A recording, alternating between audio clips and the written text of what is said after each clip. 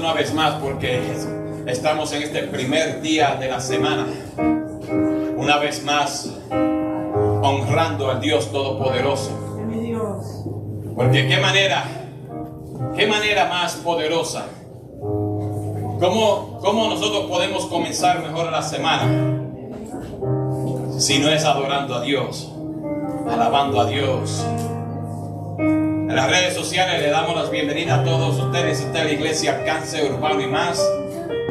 Agradecemos que esté en sintonía con nosotros, a toda la audiencia digital.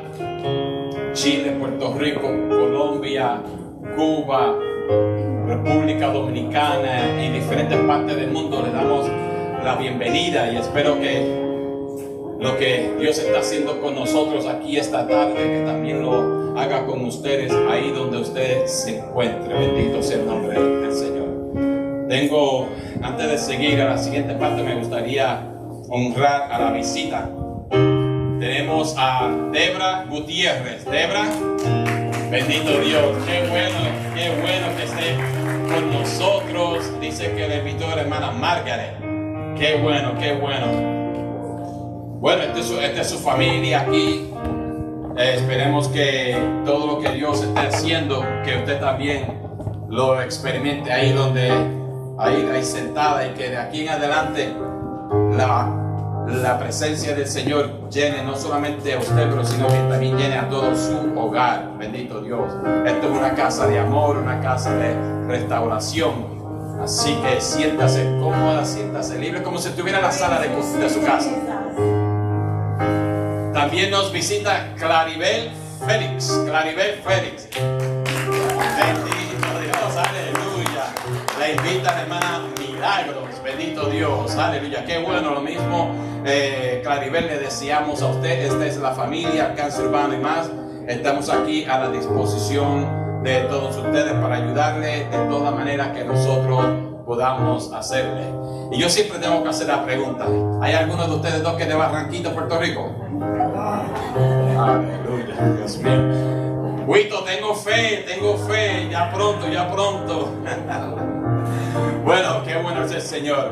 Así, con ese mismo corazón dispuesto, así con este corazón de agradecimiento y de adoración, vamos entonces a entrar a la siguiente parte, a recoger nuestros diezmos y ofrendas. Bendito sea el nombre del Señor. Nuestra hermana Consuelo.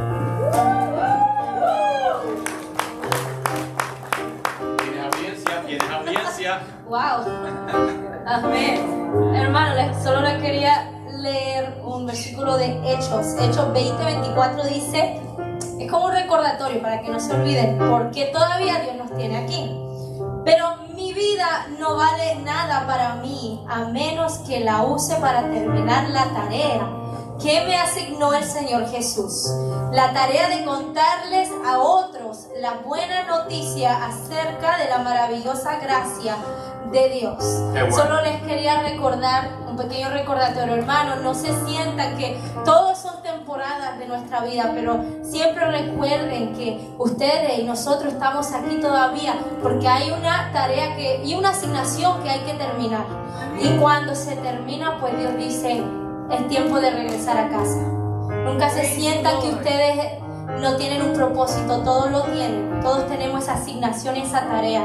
Y siempre compartir a los demás las buenas nuevas para que la gente tenga la oportunidad de conocer a nuestro Señor que nos salvó y nos dio vida eterna. Amén. Amén. Bueno, vamos a orar por los diezmos.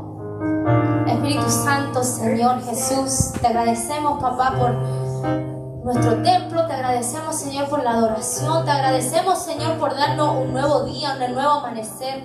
Gracias, Señor, porque todos lo hemos levantado. Nuestros ojos funcionan, nuestros pulmones funcionan, nos podemos vestir y llegar en carro y poder tener comida en nuestro estómago. Que no tomemos nada en vano, Señor. Padre, nosotros oramos por los diezmos y las ofrendas que te entregamos a ti. Señor, también te pido, Padre, para cada uno que quizás no pueda y tenga el corazón para dar. Señor, te pido que los ayudes, Señor, en su tiempo, Padre. Yo sé que todas las cosas llegan. Te agradecemos, Señor, y gracias por la palabra que vas a traer. En el nombre de Jesús, amén. Bendito Dios, aleluya, aleluya. Bendito tú eres, Señor. Dale un aplauso al Señor. Bendito Jesús.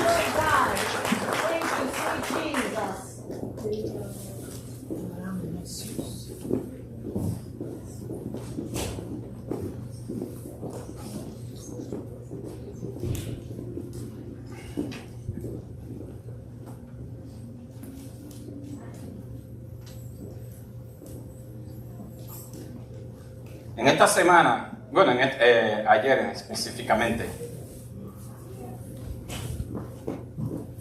yo me levanté temprano y me levanté no estaba en paz, una inquietud en mi corazón.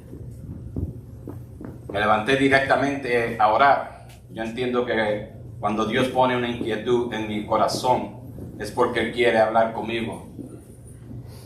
Y me levanto y empiezo a hablar y a leer la Biblia y a hablar con el Señor. Sin saber, porque todavía no había visto lo sucedido con las festividades de inauguración de los Juegos Olímpicos. Todavía no había visto lo que había sucedido. Y estaba orando, estaba angustiado, estaba inquieto. Y el Señor me lleva a una porción bíblica. Bueno, todo en sí comenzó cuando estaba leyendo el Salmo 111. Y cuando estaba leyendo el Salmo 111, no es de ahí donde voy a predicar, pero es de ahí de donde comenzó lo que voy a hablar hoy. En el versículo 100, en el Salmo 111, versículo 10, dice: el principio de la sabiduría, el principio de la sabiduría es el temor de Jehová. Pero entonces dice: buen entendimiento tienen todos los que practican sus mandamientos.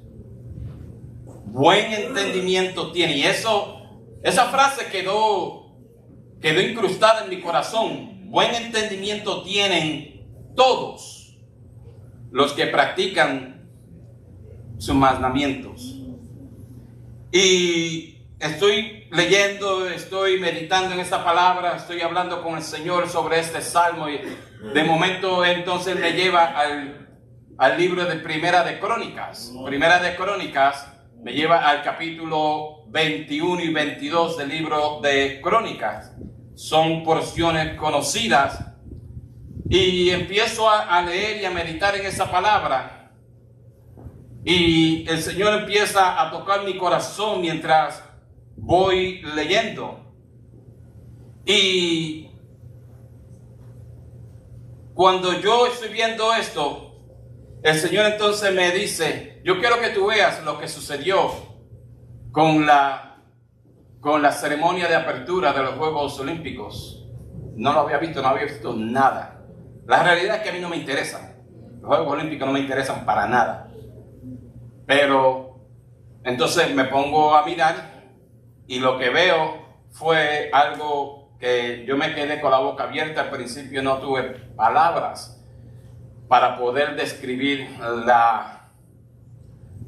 voy a decir ira que yo tenía, pero como si se puede decir una ira santa, una ira, un celo por la casa de Dios, un celo por el nombre de Dios, y haber visto cómo es que se dieron a la tarea de burlarse de la persona de Dios, de la manera que lo hicieron. Eso trajo a mi corazón un celo y una ira, y la realidad fue que yo lo que le dije al Señor fue: Señor, por esto, ¿por qué no lo fulminaste? Pero la realidad es que el Señor me deja entender que todavía la gracia de Él está siendo derramada. Y si Él fuera a fulminar a estas personas por lo que hicieron, entonces tendría que fulminar a todos los pecadores en la tierra, porque el pecado es pecado después de todo. Pero de momento empiezo a sentir este celo como todo cristiano debe sentir un celo por las cosas de Dios, sentir un celo por la casa de Dios, sentir un temor por la presencia del Dios Todopoderoso. Eso invade mi corazón, invadió este sentimiento mi espíritu, y empecé, estaba compungido, yo estaba por empezar a derramar lágrimas por lo que yo había visto, cómo era que se habían burlado del nombre de Dios, del cristianismo. Y cuando entonces el Señor me lleva a los capítulos 21 y 22, entonces veo qué es lo que Dios quería verdaderamente tratar con todos nosotros.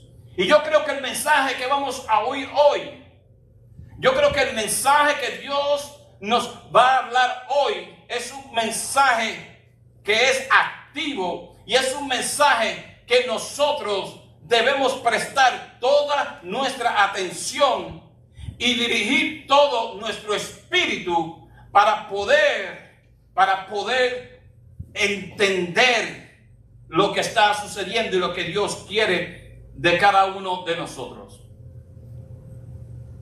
Padre, yo te doy gracias por el tiempo de adoración. Te doy tiempo, Señor, por los diezmos y ofrendas. Ahora te pido, Señor, que toda palabra que salga de mi boca sea una palabra tuya, que sea una palabra que nos instruya, que nos eduque y que nos rete y que nos encamine tras el propósito que tú tienes para nosotros, en el nombre de Jesús. Cuando yo empiezo a ver lo que está sucediendo en la tierra, Dios quiere que nosotros construyamos un templo, que construyamos una casa. Y cuando estoy hablando de templo, no estoy hablando de una iglesia, 4 paredes, cemento, hierro. No estoy hablando de nada de eso. Estoy hablando de un templo espiritual. Es lo que Dios quiere. Pero nosotros podemos entender que hay enemigos. El jueves estuvimos hablando esto en la clase. Hay enemigos que se paran en contra, que son fuertes, apoteósicos, que quieren impedir que nosotros podamos construir el templo, que nosotros podamos convertirnos en el templo que Dios quiere que nosotros seamos. Y si nosotros miramos, verdaderamente hay dos enemigos que son aquellos que sirven de obstáculos para que nosotros podamos construir el templo de Dios en nosotros. Estos dos enemigos son primeramente el orgullo, el yo. Yo soy el mayor enemigo que me para a que yo pueda empezar a construir la casa de Dios en mi vida. Cuando el yo domina, la voluntad mía siempre prevalece sobre la voluntad de Dios. Cuando Dios quiere y me dice algo, si el yo está dominando, entonces el yo va a empezar a bloquear, no va a permitir que yo pueda empezar a construir, a desarrollar la personalidad que Dios quiere en mi vida. Porque mientras mi voluntad, la voluntad mía que por naturaleza es pecaminosa, mi voluntad, la cual está en contra de lo divino, mi voluntad siempre va a tratar de imponerse sobre la voluntad de Dios. Siempre va a tratar de imponerse sobre la voluntad de Dios. Y desafortunadamente en las iglesias hay muchas personas a nivel mundial, hay muchas personas que declaran a Jesús como su Salvador, pero no lo declaran como su Señor. Declaran a Jesús como su Salvador, pero Jesús no tiene un señorío sobre sus vidas. ¿Qué quiere decir esto? Cuando Dios tiene el señorío sobre la vida de una persona, todo lo divino, todas las cosas que Dios nos dice, todas las exhortaciones, mandamientos que Dios nos da, nosotros buscamos con celo tratar de cumplirlos, tratar de ser de acuerdo a lo que la palabra de Dios dice. Si usted es una persona que está constantemente tomando este manual de vida está tomando este manual de vida y usted está tratando de verdaderamente cumplir toda esta palabra al pie de la letra, entonces usted puede de manera segura decir: Dios es el Señor de mi vida, no solo mi Salvador, pero es el Señor de mi vida. Pero si usted no está con celo, buscando hacer lo que esta palabra dice, moverse de acuerdo a lo que esta palabra dice, entonces nosotros debemos preguntarnos: ¿es Dios el Señor de mi vida? ¿Es la voluntad de Dios está haciendo en mi vida? Pero también tenemos otro enemigo, y este enemigo es el pecado mismo. El jueves aprendimos que el pecado como tal es que el pecado es el resultado. Presten atención. El pecado es el resultado de la rebelión interna de la persona hacia Dios. Cuando la persona se rebela contra Dios, el producto, el resultado de esa rebelión es el pecado. Y el pecado se convierte en nuestro segundo gran enemigo, que no va a permitir que nosotros podamos construir la casa que Dios quiere que nosotros construyamos. Ahora, debemos entender algo. Yo quiero que estoy rapidito en la introducción, pero yo quiero que entendamos algo. Muchas personas piensan que el pecado solamente los afecta a ellos. Solamente piensan que los pecados los afecta a ellos. Entonces podemos, por esa declaración, deducir primeramente que el pecado nos afecta a nosotros mismos. El pecado nos afecta a nosotros mismos. Pero yo creo que no tenemos un entendimiento claro si nosotros pensamos que solamente afecta a nosotros mismos. El pecado también afecta a otros. El pecado de una persona afecta no solamente a esa persona, sino que también afecta a las personas alrededor de ella, sea en su trabajo, sea en su familia, sea donde sea. Aún en la iglesia, el pecado de una persona afecta a otras personas. Y sería yo creo que no sería de buen pensar, es decir, no, esto solamente me afecta a mí, no, afecta a los demás. En la casa, si el padre peca, afecta a la esposa, afecta a los hijos, afecta hasta a todos.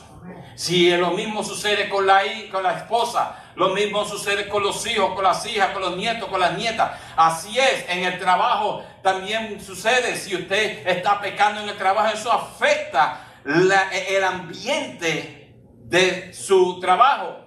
Pero hay buenas noticias. Dentro de todo esto hay buenas noticias. Y es que solamente hay un pecado que Dios no puede perdonar.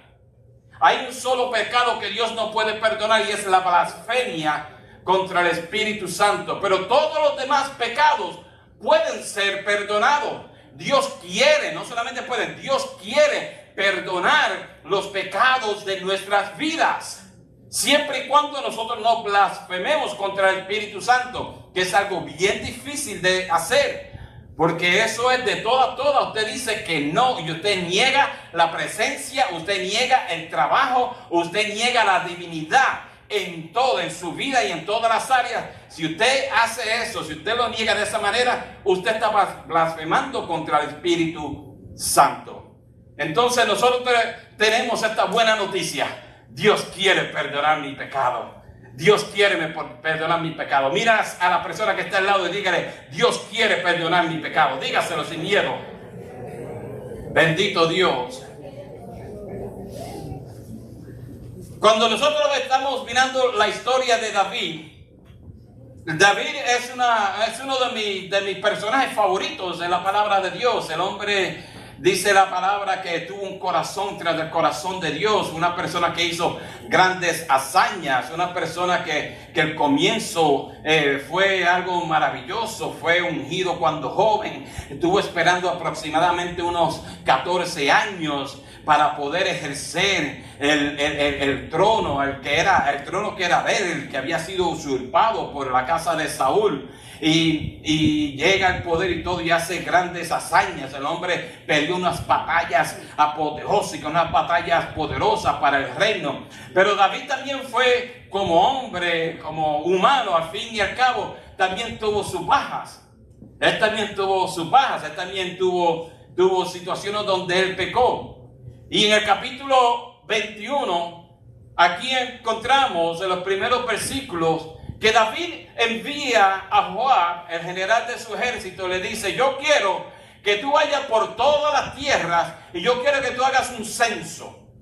Yo quiero saber con cuántas personas de 20 años para arriba, hombres de 20 años para arriba, que estén aptos para la guerra, con cuántos hombres yo cuento. Todo esto viene después de todas las victorias. Él había obtenido una serie de victorias y entonces el hombre como que se le entró un airecito después de haber tenido tanta victoria y ahora dice: no, yo voy a censar porque yo quiero saber cuál grande es mi reino. Yo quiero saber cuál grandes son mis soldados, mi ejército. Y Joab le dice: yo no creo que eso sea una buena idea. Dice en el versículo 3 del capítulo 21 que dice Joab, dice: añada Jehová a su pueblo 100 veces más. Rey, Señor mío, ¿no son todos estos siervos de mi Señor? ¿Para qué procura mi Señor esto? Y mire esto, que será para pecado a Israel. El hombre no fue un profeta, el hombre vino, que era el general, tuvo la percepción de decirle: no hagas esto porque vas a pecar, esto es un pecado. ¿Y cuántas personas conocemos nosotros hoy que le hemos dicho, le hemos hablado, le hemos dicho: no hagas esto porque eso va a ser un pecado? Y ellos dicen: no, tranquilo, yo sé lo que yo estoy haciendo. Yo soy así me criaron. Es que usted no entiende. Sí, yo entiendo. Lo que yo entiendo es que usted quiere pecar. Eso es lo que yo entiendo. No tiene que sacar la psicología y tratar de buscar las excusas. No, usted quiere pecar. Ese es el fin del problema. Ahí está el problema. Usted quiere pecar. Y eso fue lo que sucedió con David. Porque en el versículo 4, entonces está hablando y dice: mas la orden del rey pudo más que Joab. Mas la orden del rey pudo más que Joab. En hebreo, eso es lo que está diciendo. Cuando lo dice ahí, lo está hablando, lo escribe de tal manera como que el rey estaba ¿qué? Estaba hinchado, orgulloso de todo lo que había sucedido. Entonces, hermanos, mire, el orgullo es un peligro para la persona espiritual. El orgullo es un peligro para la persona espiritual. No debemos permitir que el orgullo se enseñoree de nuestras vidas. Porque lo que va a suceder es que cuando eso sucede, entonces nos vamos a creer más de lo que verdaderamente somos. Dejamos que los éxitos del pasado inflen nuestro orgullo y entonces ahí empezamos a decir: no, yo no necesito. Cuando vamos a ver, usted ya dice: yo no necesito a Dios. Y yo he tenido personas, yo he hablado con personas a través de mis 30 años en el Evangelio. He hablado con personas que se han atrevido en la iglesia, yo no tengo necesidad alguna de que Dios me diga muchas cosas porque yo sé lo que yo tengo que hacer. Y eso es bien arrogante. Y eso fue lo que sucedió con David cuando Joab lo confrontó y le dijo: tú vas a pecar. Y él, con su arrogancia y con su orgullo, él dijo: a mí no me importa lo que tú digas, tú ve y haz lo que yo he mandado lo que tú hagas. Si nosotros leemos en el capítulo 2 de Primera de Juan, nosotros vamos a ver que esto es una de las cosas, los deseos de la carne, los deseos de los ojos, Son pecados que el hombre tiene que estar batallando constantemente. Ahora, mire esto, porque después de esto hay un perdón. Él viene y él se arrepiente. David se arrepiente. Y él va delante de la presencia de Dios y todo arrepentido. Pero mire esto. ¿Usted sabe cuánto duró el pecado de David? Ese pecado específico. 9 meses con 20 días. Por 9 meses y 20 días, porque fue el tiempo que se echó para hacer el censo. Por 9 meses y 20 días él estaba bajo ese pecado y no quería saber de nada ni de nadie. Y créame que eso es un tiempo largo.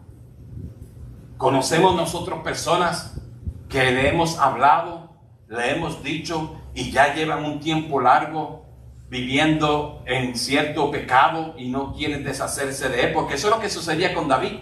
David estaba esperando que Joab llegara con las noticias, que Joab llegara con los números, y Joab fue tan entendido que ya él se cansó, porque ni a la tribu de los levitas ni a la tribu de Benjamín hizo censo. A los levitas porque no podían, porque pertenecían a Dios, y a los de Benjamín pues dijo, pues yo no voy a seguir para allá porque Saúl era de la tribu de Benjamín y él parece que pensó y dijo, ahí tiene que haber todavía un poquito de dolor, y si yo entro ahí, de ella era Saúl, quién sabe si nos pilan ahí.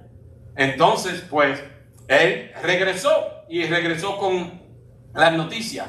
Ahora el censo, si usted mira el libro de Éxodo y usted mira el libro de Números, usted va a ver que el censo lo hizo todo mal también. ¿Usted sabe por qué? Porque cuando Dios ordenaba un censo, Dios ordenaba para cada persona que pasaba por el censo, tenía que traer una ofrenda, un sacrificio.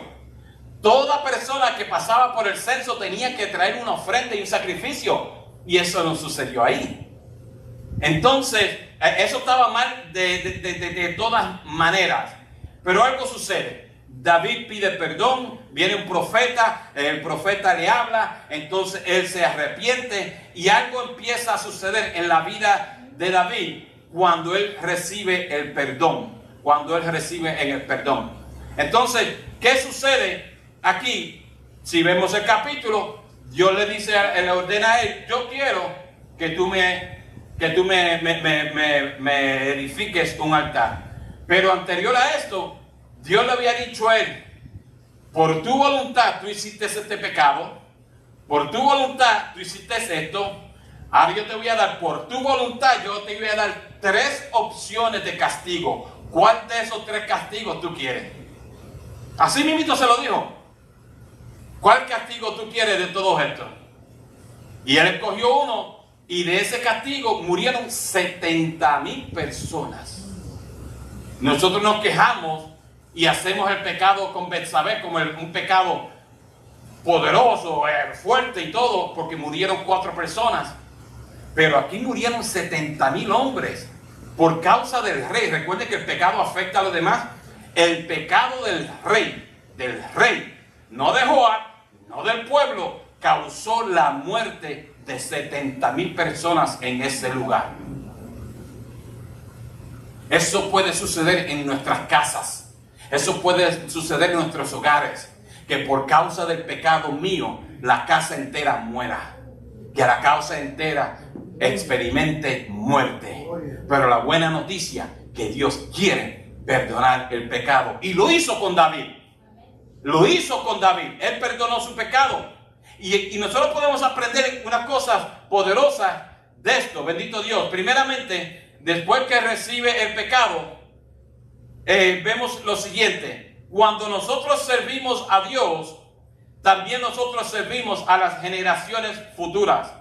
Cuando usted está sirviendo a Dios, cuando usted ha sido perdonado, si usted ha sido perdonado y sabe que ha sido perdonado, entonces yo quiero que usted entienda lo que Dios nos está diciendo. Cuando usted y yo servimos a Dios, también estamos sirviendo a las generaciones futuras. Muchas personas solamente quieren lo de ahora para mí y ya, sin preocuparse de las generaciones futuras. En nuestro hogar, cada vez que nacía uno de nuestros hijos, nosotros empezábamos a ofrendar, traíamos una ofrenda anualmente, una ofrenda especial, por cada niño. Y también empezamos a dar ofrenda especial por los nietos que todavía no teníamos, porque todavía no están casadas. Pero empezamos también a dar ofrenda especial por cada uno de ellos. Ellos estaban naciendo, es más, estaban en el hospital y nosotros ya estábamos dando la ofrenda especial anualmente por cada niño. Porque queríamos asegurarnos que nuestro servicio se extendiera, que la misericordia que Dios había dado a nosotros, que todavía está dando a nuestra familia, que se extienda también a nuestras hijas, a nuestros nietos, a todos, que se extiendan a todos ellos. Entonces entendamos que nuestro servicio va a afectar a las generaciones siguientes. Número 2, el servicio de David enriqueció a las generaciones futuras. Dice ahí entonces, comenzando con el capítulo 22, que él había recogido, él había tomado todos los diferentes recursos, oro, plata, todo lo que era necesario para construir el templo. Ahora está construyendo el templo y lo tenía todo. Entonces, el servicio de David, el querer construir una casa, hizo que se enriqueciese no solamente Salomón, sino el reino entero. Cuando nosotros servimos a Dios con todo nuestro corazón, usted lo que entonces va a estar buscando es enriquecer a las generaciones que vienen después de usted, después de mí. No podemos ser egoístas, hermano. No podemos ser egoístas. Tenemos que preparar a la generación futura para poder construir la casa, para que sean enriquecidos espiritualmente hablando. Tercero, como David, nosotros debemos ser celosos por la casa, por el templo de Dios. Y es ahí donde hay muchas personas en las iglesias hoy que tienen una F. Una F, y no de feo, sino de colgado. Una F de colgado. Personas que asisten a la iglesia, pero no tienen celo por la casa de Dios. No tienen celo alguno. Mira, hermano, cuando yo estoy caminando, yo veo un papelito, yo voy y entonces lo recojo del piso. Yo veo que se dejan una botella de agua y todos los domingos encuentro unas cuantas botellas de agua debajo de la silla. Cojo la botella de agua y voy y la vacío. Nosotros aseguramos que todo esté apagado. Nos aseguramos que todo esté limpio. Eso soy yo, porque yo tengo celo por la casa de mi padre. Y esto es simple. Pero hay muchas personas que le pasan por de lado, le pasan así al lado a la basura y siguen andando como que eso no es conmigo. Ven esta persona que está haciendo esto, destruyendo la iglesia, el templo. Por ejemplo, vamos a decir un niño, ven a un niño que está destruyendo el templo y siguen andando como si nada. Eso no es conmigo. Eso no es tener celo por la casa de Dios.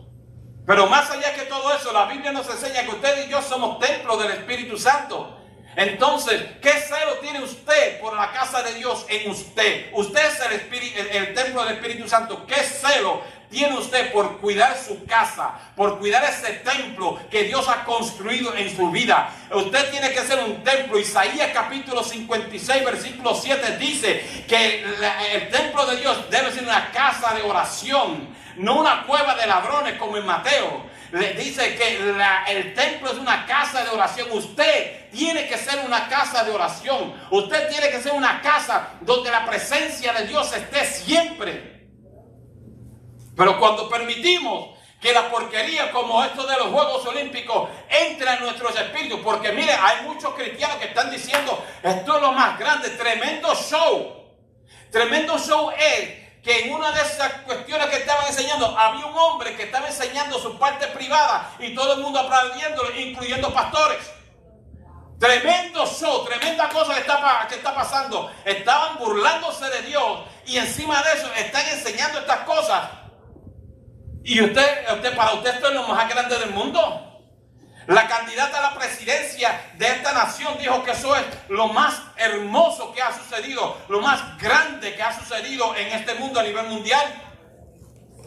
Eso es lo que está diciendo la candidata. ¿Para allá es que vamos nosotros? ¿Para dónde va? ¿Para dónde va la iglesia en los tiempos de hoy cuando los mismos cristianos están aplaudiendo esa porquería? ¿Dónde está el celo de la casa de Dios? God, you need to take me out of this one. ¿Dónde está ese celo por la casa de Dios? ¿Dónde está el celo por las cosas de Dios, por la palabra de Dios?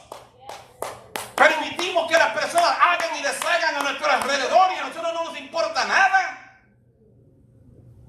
No nos importa nada. Mire, yo estaba meditando y quiero decirle algo. Quiero decirle algo. Cuando yo veo esto, en mi espíritu yo sentí la voz de Dios diciéndome que decirle, roto está. En otras palabras, que esto fue el comienzo de la caída del mundo. Este fue el comienzo de la caída del mundo. ¿Por qué? Porque esto fue a nivel mundial. Todo el mundo celebró esto. A nivel mundial, todas las naciones celebraron el burlarse de Dios, el burlarse del cristianismo, el burlarse de todos nosotros.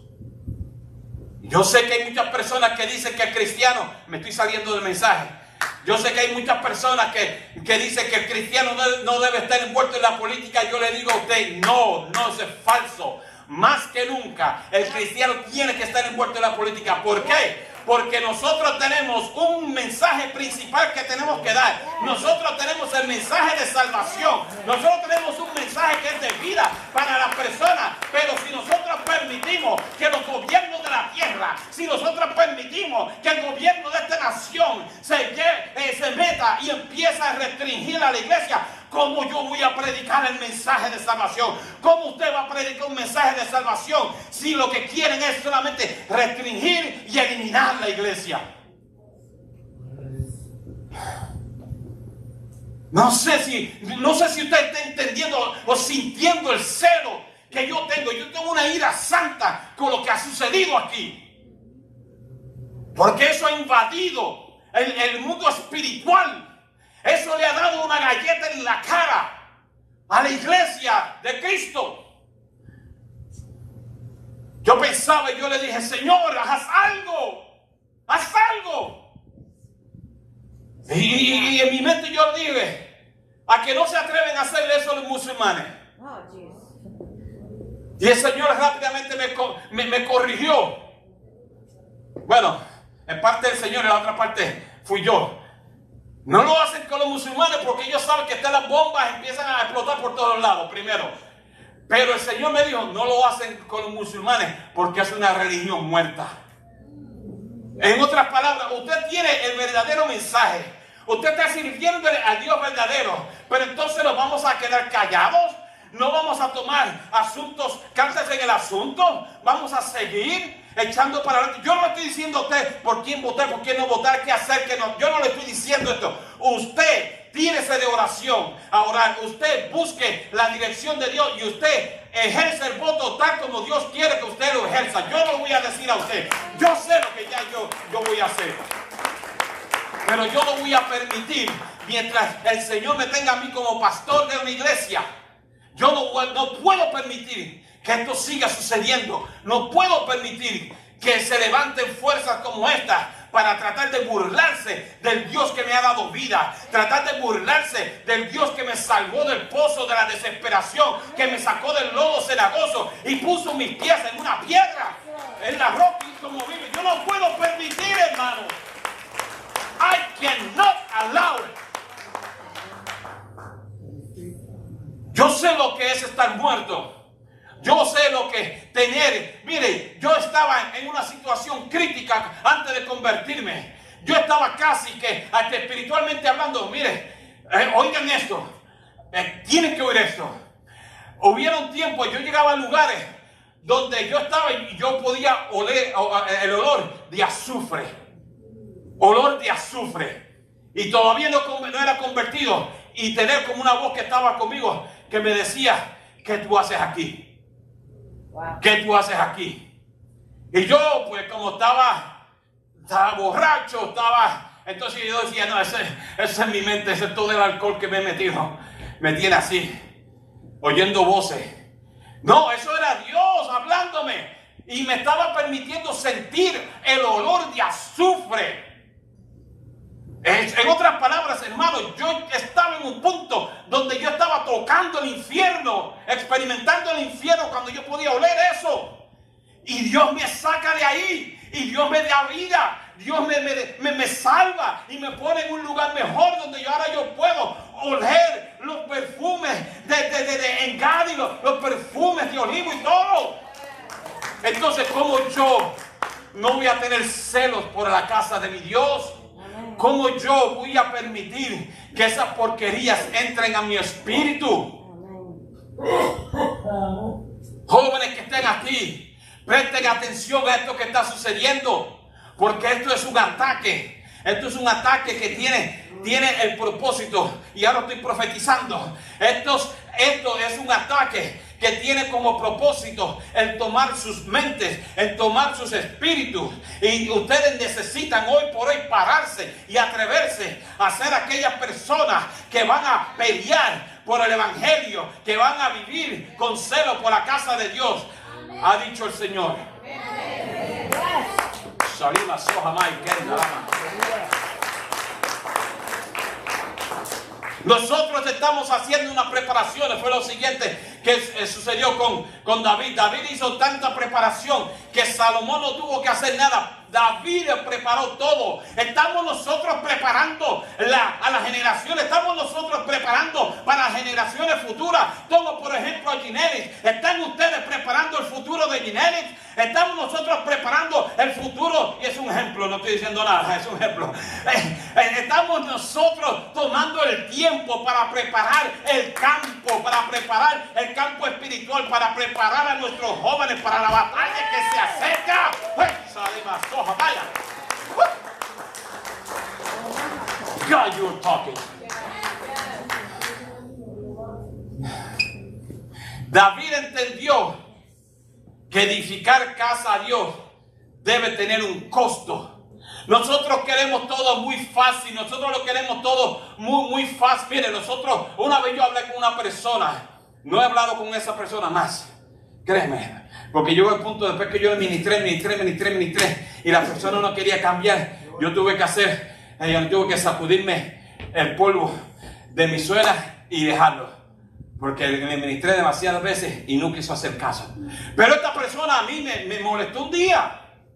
Porque estábamos en la casa de una persona, estábamos hablando y todo. Y de momento sale y me dice, ay, yo no sé por qué la iglesia tiene que recoger diezmos y ofrendas. No, que el pastor sabe ya trabajar. Así mismo me dijo. Y yo le dije, pero usted sabe que muchos de esos pastores tienen un trabajo secular. Y además de tener un trabajo secular, tienen un trabajo completo. Porque no es a usted que lo llaman a las 2 de la mañana cuando hay que ver a un enfermo en el hospital, cuando hay algo sucedido. No es a usted que lo llaman, es al pastor que llaman. Es el pastor que tiene que levantarse e ir para allá. A nosotros nos lo han hecho y nosotros nos hemos vestido rapidito y vámonos por ahí para abajo. Porque ese es el trabajo de nosotros. Yo le pregunté a él, ¿a ti te gusta cuando llegas a la iglesia tener un aire acondicionado, verdad?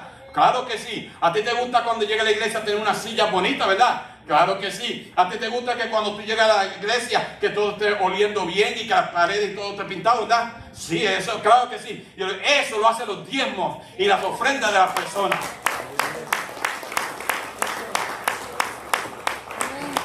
Y él, ay Dios mío, sácame. Y él sale y me dice, no, yo lo único que yo doy, y lo vi con mis ojos. Yo lo vi con mis ojos, porque cuando me lo dijo no lo creí, pero cuando lo vi, porque al siguiente servicio me senté al lado de él para verlo. No que sea bochinchero, pero tenía que verlo. Pero mire, me senté al lado y él me había dicho que lo único que diezmaba, dice diezmar, eran 50 centavos. Una persona que se ganaba miles y miles y miles de dólares. Y yo lo vi cuando tiró los 50 centavos. Y yo me quedé con la boca. Yo lo quería decir, así, darle por la cabeza aquí de atrás, pero no puedo. No puedo, asalto. Pero ¿usted sabe lo que es eso? ¿Dónde está el celo de la casa de Dios? Y no estoy predicando de los diezmos, ni estoy predicando de la ofrenda. Aunque deberíamos entender que sí hay que diezmar, que sí hay que ofrendar. Porque esos recursos, usted ve donde nosotros estamos en Venezuela, estamos en la República Dominicana, estamos ahora en Colombia, que acabamos esta semana de tirar la ofrenda para Colombia, estamos en Cuba, estamos ofrendando y trabajando con ministerios en diferentes lugares. Ahora también enviamos una ofrenda con nuestros hermanos Pili y Freddy. Entonces hemos depositado ofrenda en Inglaterra, hemos depositado ofrenda en El Salvador, donde está nuestra hija ahora como misionera en El Salvador. En todos estos lugares estamos depositando. ¿De dónde sale eso? De sus diezmos y su ofrenda. ¿Hay o no hay celo por la casa de Dios? Yo sé que muchos de nosotros tenemos, y ya déjenme decirle algo, por si acaso. Yo he rehusado. Ahí tengo la secretaria, aquí tengo la tesorera, allá tengo por mucho tiempo nuestra madre espiritual de la iglesia, la hermana María Estrella. Yo he rehusado hasta el día de hoy meterme en los libros de la iglesia para ver quién diezma y quién no diezma. Yo no lo sé, porque no quiero que mi corazón se envenene por eso. Entonces yo no miro esos libros. Pero sí, usted debe diezmar, usted debe de ofrendar. No porque sea de salvación, porque ni el diezmo ni nada no nos hace salvo. A nosotros lo que nos hace salvo es la fe en Jesucristo Jesús. Pero el diezmo y las ofrendas debe ser el resultado de la fe que nosotros tenemos en Cristo Jesús, para poder tener y seguir haciendo la obra que estamos haciendo en todos los lugares del mundo. Déjame salir de ahí. Cuando edificamos bajo la dirección de Dios, la gloria de Dios desciende. Cuando edificamos nuestra casa, si usted tiene celo y usted edifica la casa bajo la dirección de Dios, si usted edifica esa casa bajo la dirección de Dios, la gloria de Dios va a descender en su casa. Muchas personas quieren la gloria de Dios, pero no quieren obedecer a Dios. Muchas personas quieren ver la chequina, el cabot, el peso de gloria sobre su vida, pero no quieren obedecer a Dios. No quieren obedecer a Dios. Si usted no quiere vivir la vida como Dios la manda, no pida por la gloria de Dios, porque no va a descender sobre su hogar. No la pida. No la pida. Porque para la gloria de Dios, si vamos al capítulo 2 de Crónicas, capítulo 7, nosotros vamos a ver, por ahí más o menos, 5 o 7 por ahí, cuando se dedica el templo. Se oró por el templo y se dedicó el templo. Usted sabe lo que esa palabra hebrea significa. Significa separar, consagrar. En otras palabras, entonces, cuando Salomón y el pueblo hebreo consagraron, cuando separaron el templo para la gloria de Dios, para Dios, es cuando entonces descendió la gloria de Dios sobre ese lugar. Nosotros queremos que descienda la gloria, entonces tenemos que hacer lo que la palabra de Dios dice. Tenemos que hacer lo que la palabra de Dios dice. Hermanos, todavía estoy en la mitad de la introducción, pero yo lo voy a terminar, ya voy terminando. El mensaje, si acaso, lo termino la semana que viene. Pero nosotros, no me gusta incluirme porque no quiero que nadie piense que yo soy más que... No, nosotros. Yo soy consiervo de usted. Pero nosotros no tenemos el entendimiento correcto de lo que el pecado es. Y por consiguiente no tenemos el entendimiento correcto de quién Dios es. Porque si nosotros tuviéramos el temor, el principio de la sabiduría es el temor a Jehová. Eso es lo que dice. El principio de la sabiduría. Lo dijo aquí y lo dijo también. Lo dice en el Salmo 111, en otros lados y también en Proverbios. Si nosotros verdaderamente entendiéramos cómo nosotros entristecemos a Dios por nuestros pecados, nosotros no lo haríamos. Cada vez que una persona lo hace, está entristeciendo a Dios. Llegan a la iglesia, ¡gloria a Dios, aleluya! Hablan lengua por 4 horas, tiran patadas, se llevan todas las sillas enredadas, hacen de todo, se desmoñan de todo. ¿Y qué? ¿Para qué? ¿Para qué sirve eso? Si va a seguir pecando contra Dios, va a seguir entristeciendo a Dios. Hijo, ¿quién quiere aquí entristecer a su padre? Yo nunca quise entristecer a mis padres. El esposo, ¿usted quiere entristecer a su esposa? La esposa quiere entristecer a su esposo. Padres quieren entristecer a sus hijos. ¿Usted quiere hacerlo? Cuando lo hacen contra usted, ¿qué dolor sufre usted? Yo voy a pausar ahí por unos segundos. Cuando alguien le hace algo a usted y a usted le duele y usted llora y llora y llora, Ahora imagínese que así mismo sucede con Dios. Así mismo sucede con Dios. Él llora y llora y llora. Cuando nosotros pecamos, como hizo David. David pecó, 70,000 murieron. Pero aquí en este mismo capítulo 21 dice que hay oportunidad. Y en esta tarde yo vengo a extender de parte de Dios esa oportunidad. Dios quiere perdonar nuestros pecados.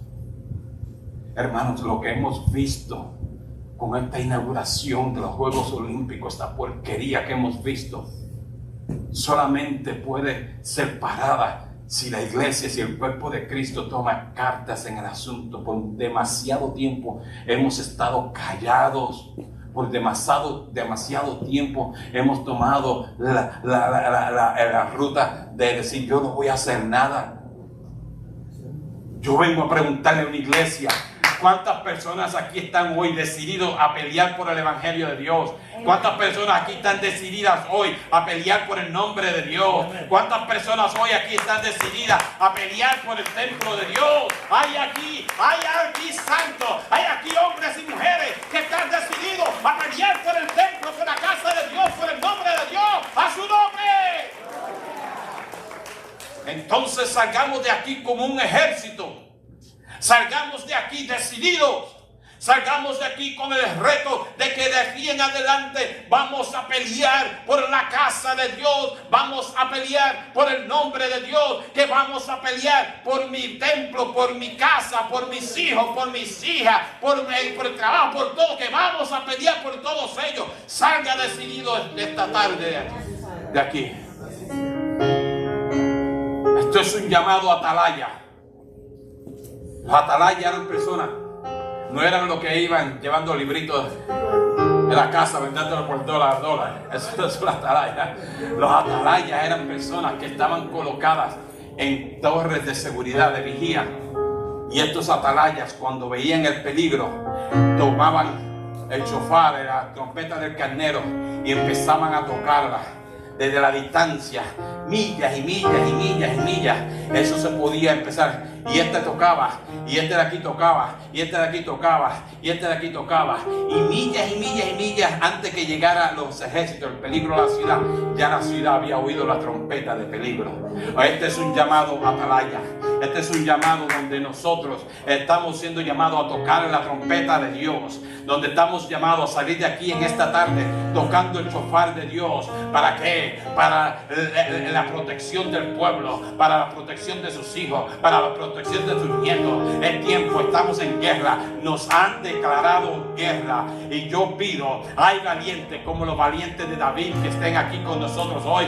Hay valientes aquí en esta tarde. Si hay valientes aquí, yo quiero que usted levante sus manos. Si hay gente aquí que son valientes, que van a pelear esta batalla, yo quiero que usted levante sus manos. Padre, Señor Todopoderoso, yo te pido en estos momentos que tú toques a toda persona que ha levantado sus manos, que tú toques a toda persona que está tomando la decisión en esta tarde de decir: yo voy a ser un atalaya, yo voy a ser uno de los soldados, yo voy a ser uno de los valientes de David, yo voy a pelear por el reino, yo voy a pelear por mi casa, yo voy a pelear por el templo. En esta tarde yo decido que yo voy a ser uno más del ejército del Todopoderoso, del Lord of Hosts, bendito Dios, Jehová, Dios de los ejércitos. Y yo decido que en esta tarde yo seré un soldado activo. Yo decido que en esta tarde yo pelearé. Yo decido que en esta tarde no me rendiré. Puede ser que esté caído, pero no vencido. Puede ser que esté caído, pero no derrotado. Porque Dios me da la fuerza. Y si Dios me da la fuerza, Dios me levanta. Y si Dios me levanta, eso quiere decir que Él quiere que yo guerree. Y yo voy a guerrear, yo voy a guerrear, yo voy a guerrear. Padre, en el nombre de Jesús, toca a toda persona aquí presente. Llena, Señor, sus espíritus. Llénalos, Señor, con sus espíritus. A nuestra audiencia digital también llénalos allá donde ellos estén. Llénalos de tal manera que ellos puedan experimentar la gloria tuya, el toque tuyo, en el nombre poderoso de Jesús. Salima Sohamai. Salima son de ley. Yo voy a hacer un llamado. Si hay alguien aquí que quizás usted reconoce que quizás se ha extraviado en el camino un poco de donde Dios quería. Usted reconoce que quizás no está viviendo la vida a la capacidad que Dios le ha dado. Yo quiero orar por ti, por usted, perdón. Yo quiero orar por usted. Esto no es cuestión de que ya yo llevo 20, 30, 40 años en el Evangelio. Llevo 20, 30 años sentándome en la banca de una iglesia. Esto no tiene nada que ver con eso. Yo lo que estoy diciendo aquí es que si usted siente que quizás usted se ha extraviado del camino, de la senda que Dios ha puesto, yo quiero orar por usted. Levante sus manos ahí donde usted esté. Veo sus manos, veo sus manos, veo sus manos. Si usted siente en esta tarde que no está caminando como debe ser, de acuerdo a como Dios quiere, levante sus manos. Esto no es por no tener miedo, porque la persona que tiene miedo no merece el reino de los cielos. Esto es para los valientes. Solamente los valientes son los que le arrebatan. ¿Hay alguien más? ¿Hay alguien más? Veo sus manos, veo sus manos. ¿Hay alguien más? Veo sus manos, bendito Dios. ¿Hay alguien más? Veo sus manos aquí. Esto es un llamado, un reto para nosotros batallar. Y de aquí en adelante yo les garantizo que Dios va a buscar a levantarlos. Va a poner en ustedes inquietudes para usted, para que usted ore. Si usted toma la decisión en esta tarde de batallar, el Señor lo va a usar como un intercesor. ¿Hay alguien más? Padre, yo te doy gracias por las manos levantadas. Te doy gracias, Señor, por la palabra que tú nos has dado en esta tarde.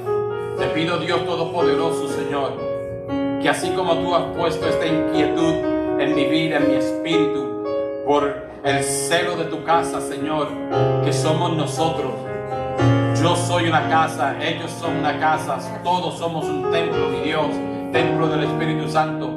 Padre, que tú nos des esa inquietud, Señor, para nosotros seguir trabajando por ese templo, mi Dios. Te doy gracias, Señor, en el nombre de Jesús.